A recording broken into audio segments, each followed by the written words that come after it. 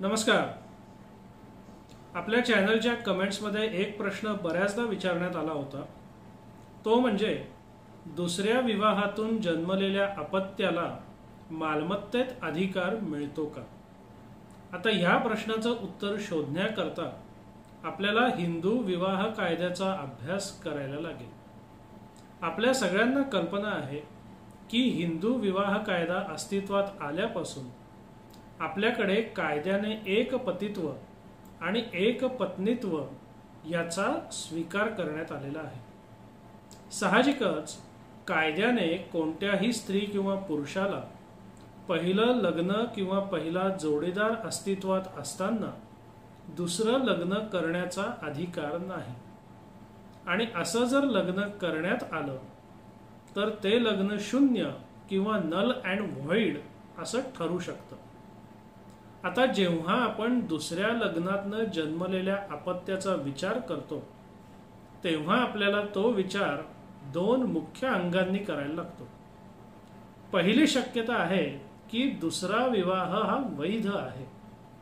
उदाहरणार्थ, समजा एखाद्या व्यक्तीचा पहिला विवाह झाला, नंतर त्या विवाहाचा रितसर घटस्फोट झाला किंवा पहिल्या विवाहातील जोडीदाराचा मृत्यू झाला, दुर्दैवाने निधन झालं आणि त्या व्यक्तीने दुसरा विवाह केला आणि त्या दुसऱ्या विवाहातून जर अपत्य जन्माला आलं तर ते अपत्य निश्चितपणे मालमत्तेत हक्काला पात्र ठरतं. कारण त्या व्यक्तीचा पहिला विवाह आयदर एखाद वेळेस त्या जोडीदाराच्या निधनामुळे किंवा घटस्फोट घेतल्यामुळे संपुष्टात आलेला आहे आणि त्यामुळे त्या व्यक्तीने केलेला दुसरा विवाह हा संपूर्णतः कायदेशीर आणि वैध आहे. साहजिकच त्या विवाहातून जन्माला आलेले अपत्य सुद्धा पूर्णतः कायदेशीर आणि वैध आहे. साहजिकच त्या अपत्याला मालमत्तेमध्ये निश्चितपणे हक्क मिळेल. प्रश्न येतो तो दुसऱ्या शक्यतेचा, म्हणजे जेव्हा एखादी व्यक्ती पहिला विवाह आणि पहिला जोडीदार अस्तित्वात किंवा कायम असताना दुसरा विवाह करते आणि त्या दुसऱ्या विवाहातनं जे अपत्य जन्माला येतं त्या अपत्याला मालमत्तेमध्ये अधिकार किंवा हक्क आहे का? आता या संदर्भात विशिष्ट कायदेशीर तरतूद हिंदू विवाह कायदा कलम 16 मध्ये करण्यात आलेली आहे. ती तरतूद जर आपण वाचली तर त्या तरतुदीत असं स्पष्ट म्हटलेलं आहे, notwithstanding that a marriage is null and void, any child of such marriage who would have been legitimate if the marriage had been valid shall be legitimate, whether such child is born before or after commencement of the Marriage Laws Amendment Act 1976 and whether or not a decree of nullity is granted in respect of that marriage under this act and whether or not the marriage is held to be void otherwise than on a petition under this act.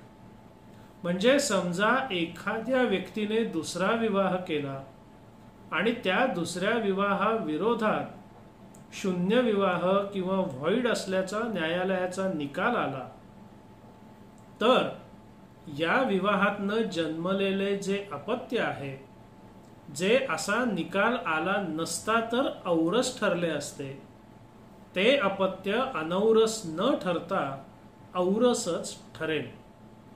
पुढची कायदेशीर तरतूद आहे, weather where a decree of nullity is granted in respect of a voidable marriage under section 12, any child begotten or conceived before the decree is made who would have been the legitimate child of the parties to the marriage if at the date of the decree it had been dissolved instead of being annulled shall be deemed to be their legitimate child.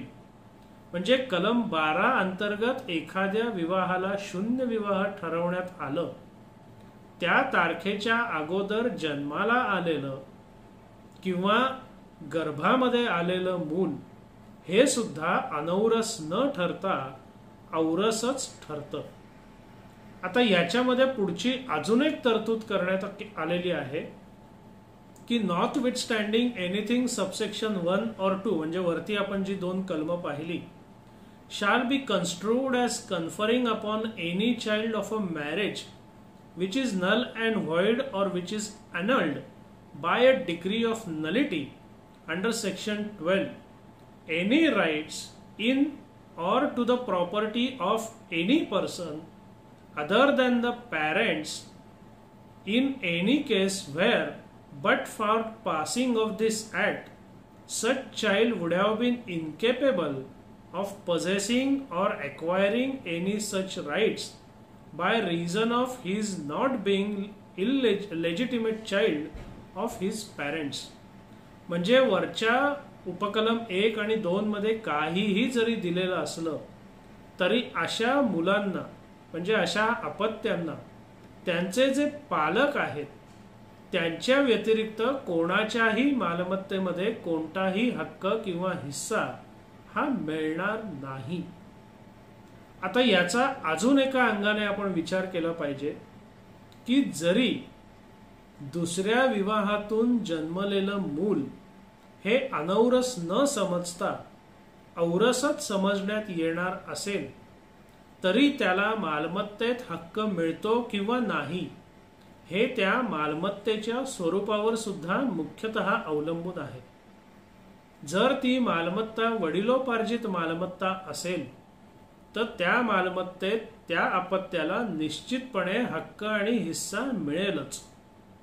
मात्र जर ती मालमत्ता त्याच्या पालकांची स्वकष्टार्जित मालमत्ता असेल तर स्वकष्टार्जित मालमत्तेला किंवा स्वकष्टार्जित मालमत्तेबाबत काहीही करण्याचा अधिकार त्या मालकांना असल्यामुळे अशा स्वकष्टार्जित मालमत्तेत हक्क किंवा हिस्सा त्या अपत्याला मिळेलच असं नाही।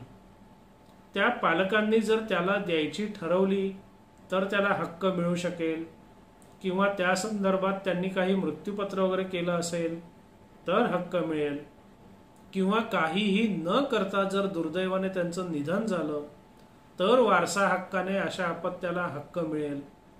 पण समजा स्वकष्टार्जित मालमत्ते संदर्भात काही तजवीज त्या लोकांनी आधीच केली असेल आणि त्यानुसार अशा अपत्याला जर काहीही मिळणार नसेल तर मात्र अशा अपत्याला काहीही मिळणार नाही। म्हणून दुसऱ्या विवाहातून जन्मलेल्या अपत्याचा विचार करताना दुसरा विवाह वैध आहे का? वैध असेल तर प्रश्नच नाही। दुसरा विवाह अवैध आहे का? जरी असा विवाह अवैध असेल तरी अशा विवाहातून जन्मलेल्या अपत्याला वारसा हक्क हा मिळतोच, ते औरसच समजले जाते। आणि तिसरा महत्त्वाचा मुद्दा म्हणजे ज्या मालमत्तेचा आपण विचार करतोय ती वडिलोपार्जित आहे का स्वकष्टार्जित, ह्या तिन्ही मुद्द्यांचा आपण सलगपणे किंवा एकत्रितपणे विचार करून मगच दुसऱ्या अपत्यातून जन्मलेल्या मुलाला हक्क मिळेल किंवा नाही याविषयी अंदाज किंवा एक निष्कर्ष आपण काढू शकतो। साहजिकच केवळ दुसऱ्या विवाहातून जन्माला आलंय म्हणून त्याला हक्क मिळेलच असंही नाही आणि नाहीच मिळणार असं सुद्धा नाही। दुसऱ्या विवाहातून जन्मलेल्या अपत्याचा हक्क किंवा अधिकार ठरवताना त्या विवाहाचा दर्जा आणि त्या मालमत्तेचं स्वरूप हे दोन्ही सुद्धा लक्षात घेणं हे अत्यंत महत्त्वाचं आहे। दुसऱ्या विवाहातून जन्मलेल्या अपत्याला मालमत्तेत हक्क मिळू शकेल का याची आपण आज थोडक्यात आणि महत्त्वाची माहिती पाहिली। आपल्याला हा व्हिडिओ कसा वाटला ते अवश्य कळवा आणि जर आपले काही प्रश्न किंवा शंका असतील तर ते आपल्या कमेंट्समध्ये अवश्य विचारा। त्याचबरोबर आपल्याला माझ्याकडनं सशुल्क मार्गदर्शन हवं असेल तर त्याच्याकरता आपण आपले प्रश्न आणि कागदपत्र या व्हिडिओच्या डिस्क्रिप्शन मधल्या ईमेल ॲड्रेसवर अवश्य पाठवा। धन्यवाद।